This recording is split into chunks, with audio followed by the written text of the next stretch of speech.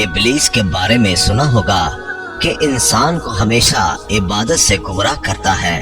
आज का वाकया इतना अजीब है कि जिसे सुनकर आप हैरत में पड़ जाएंगे। एक शख्स अंधेरी रात में नमाज पढ़ने के लिए घर से निकला। अंधेरे की वजह से उसे ठोकर लग गई और वो मुंह के बल गिर गया। कीचड़ से उठकर वो घर वापस आया और लिबास तब्दील करके दोबारा मस्जिद की तरफ चल दिया। अभी चंद कदम ही चला था कि दोबारा उसे ठोकर लगी और वो दोबारा गिर गया।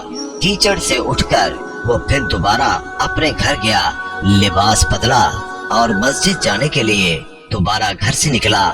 जैसे ही वो अपने घर से बाहर निकला तो उसके दरवाजे पर उसे एक शख्स मिला जो अपने हाथ में रोशन चिराग थामे हुए था।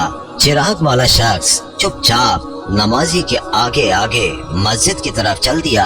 इस मर्तबा चिराग की रोशनी में नमाजी को मस्जिद पहुंचने में किसी दुश्वारी का सामना नहीं करना पड़ा। वो खैरियत से मस्जिद पहुंच गया।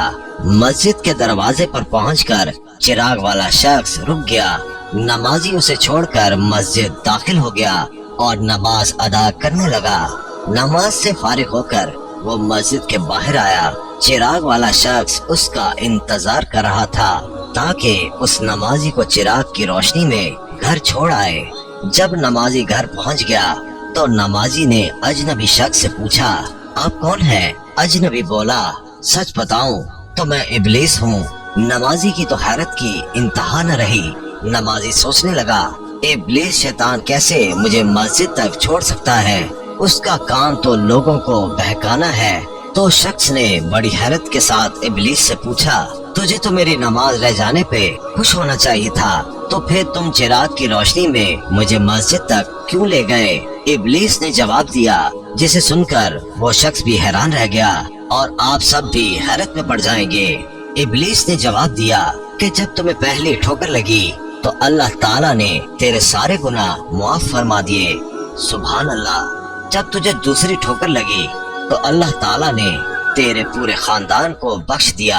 मुझे फिक्र हुई कि अगर अब तो ठोकर खाकर गिर गया तो अल्लाह ताला तेरे सारे गांव की मगफिरत न फरमा दे। इसलिए चिराग लेकर आया हूँ कि तुम बगैर गिरे मस्जिद तक पहुँच जाओ। उस शख्स ने जैसे ही ये बात सुनी उसने अल्लाह ताला की बारगाह में अपना सर झुकाकर अल्लाह का शुक्र अदा किया। तो दोस्तों, ये है अल्लाह ताला की शान।